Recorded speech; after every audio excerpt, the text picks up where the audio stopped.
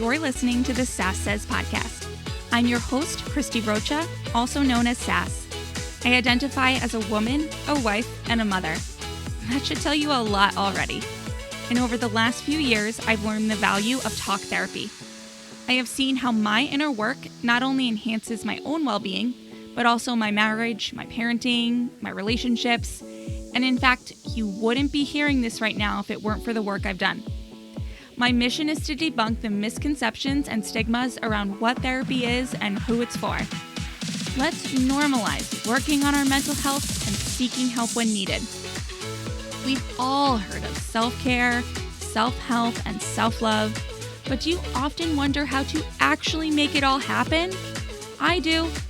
You'll hear strategy-based conversations with professionals, as well as inspiring and validating stories from women who are just like you and me.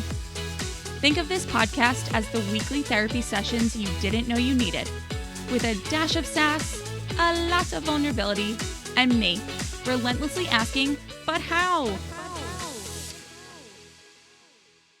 Welcome to the show. Today is the fourth and final episode of a 4-part solo series dedicated to self-care and introducing you to who I am, why I'm here, and what I've learned so far from the amazing guests on my show. In the previous 3 episodes, you heard my thoughts on pregnancy, body, marriage, and parenting. And today, to wrap up, I'm going to talk about ambition and the intangible. So, ambition. You've heard me say on the show that I loved my college experience, but left completely unsure of what I wanted to do. Honestly, I wanted to own a bar, but that felt like extremely overwhelming, and how am I going to come up with the money and a location? It just felt like a lot. So I ended up taking a corporate job at a residential property management company. My time there was incredibly well served. I met amazing people. I was able to make 2 personal moves to Boston and New Jersey from Washington, D.C., all with the same company. I climbed the ladder, left before I got to the top, but had a really good experience. But corporate America is just that, right? Like, it's an experience, both positive and negative. The positives for me were the stability, the professional experience, everything from wearing a suit to how to write emails to working with budgets and Excel and all of that. And of course, the people. The negatives for me were the inflexibility of my daily life. Sometimes it felt like it was easier for me to move states with this company than it was to take a day off. The other negatives were the money and the lack of creativity. I was also customer facing, which, if you've worked customer service or customer facing of any kind, you know it has its challenges. So I left my job after my daughter, my oldest, was born to work from home for my mom.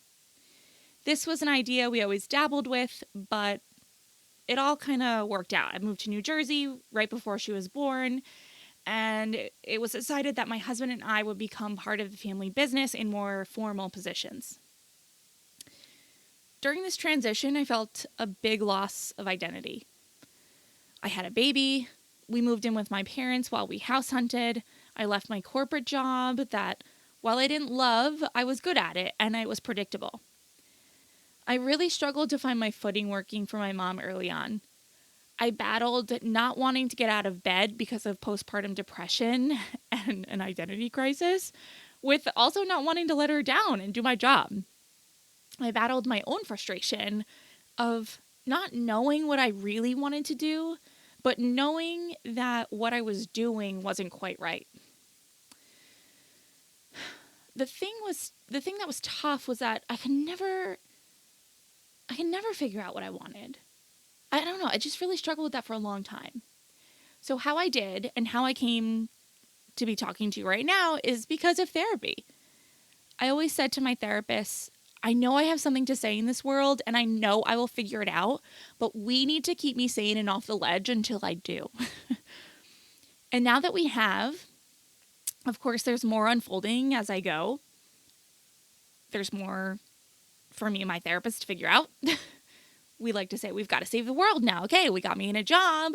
We've got me a little bit better off parenting, marriage, relationships, all of that. Okay, next, save the world.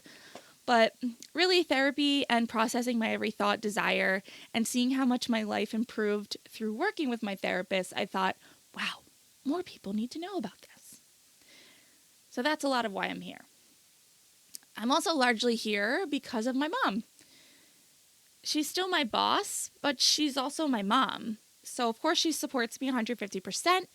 And back while I was working for her, every spare minute of my day, she gifted me a book called What Color Is Your Parachute?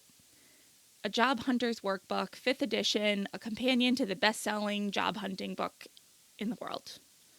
I will link it.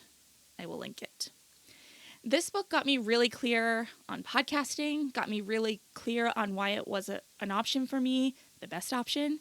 Everything from my interests, my desires, my working environment, my hours, location, phase of life, all of it. I highly recommend this book. Even if you are happily employed, I find it so interesting. And there's a workbook, so you can fill it out in your own time. So the point of this show is self-care, right? So self-care in ambition for me these days looks like having this podcast, knowing that I need to fulfill a passion. And then within that, it looks like how a few months ago, I completely revamped my schedule to only record on certain days and times. That way it's less stressful for me. At first I felt like I'm new. I need to be available anytime someone needs me because I have to establish myself. And you know what? It was really, really stressful. Recording while my kids nap most of the time works out. But now I just have one dedicated day to recording. So I kind of just, I don't have to worry, 2, 3 times, 4 times a week, whether it's going to work out. Cross my fingers. It's like, I just need it to work out one day.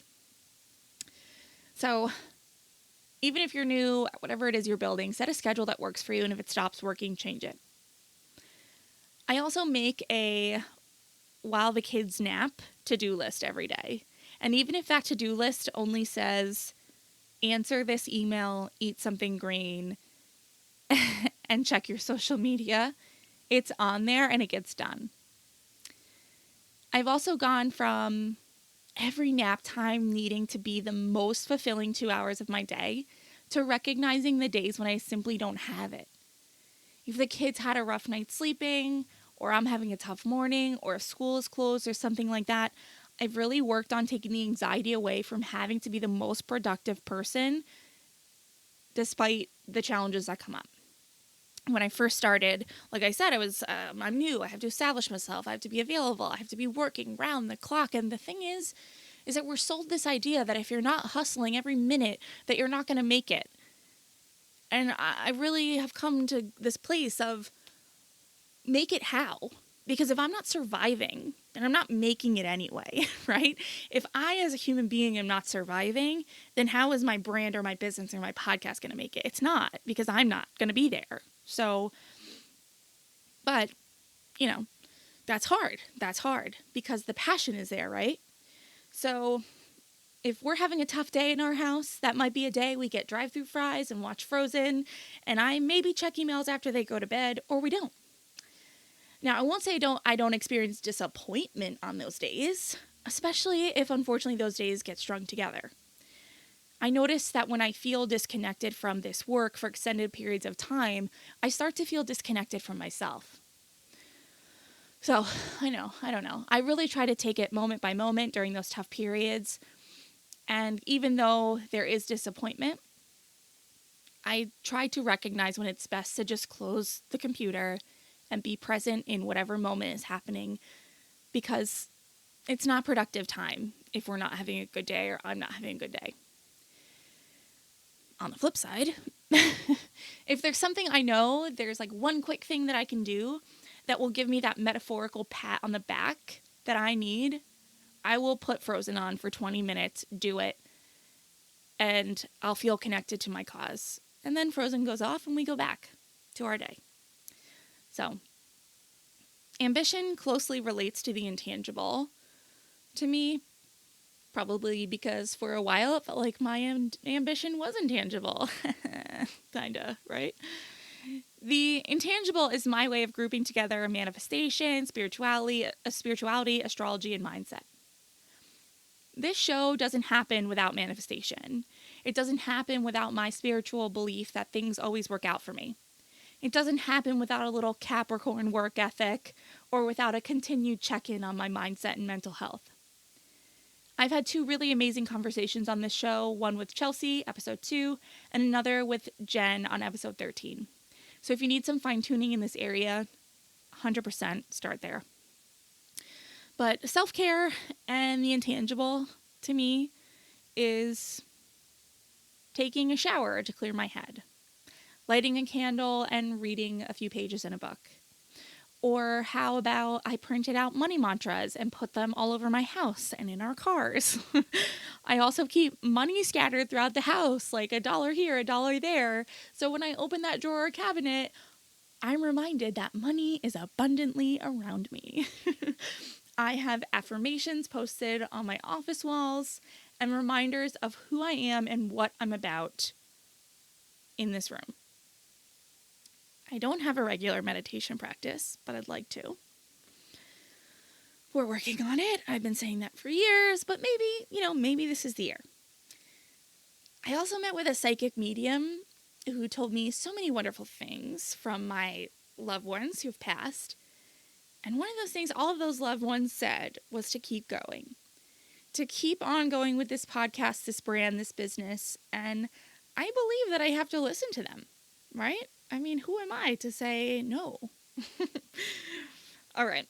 It's just like a little taste of where I'm at with that sort of thing. And I hope to explore that further on, on more episodes. So we'll get into it. But let me know if you have any questions about what I've shared here today. You can find me on social media or via my email on my website. I'm at Sass Says. And while you're on my website, join the Self-Care with Sass 5-day challenge. It's free. It's wonderful. sasssays.com/care. And lastly, I just want to say thank you. Thank you for coming on this 4-part solo series with me and for giving me the space to share just some of my stories. I look forward to sharing more with you in the future, and we'll talk soon. Bye. Thank you so much for tuning in today. Sass Says is a production of Luann Nigara, Inc. This podcast is meant to be educational and not meant to replace professional therapy or professional medical attention. To learn more about today's show and what's new in my world, head over to sasssays.com. Thanks so much. Talk later.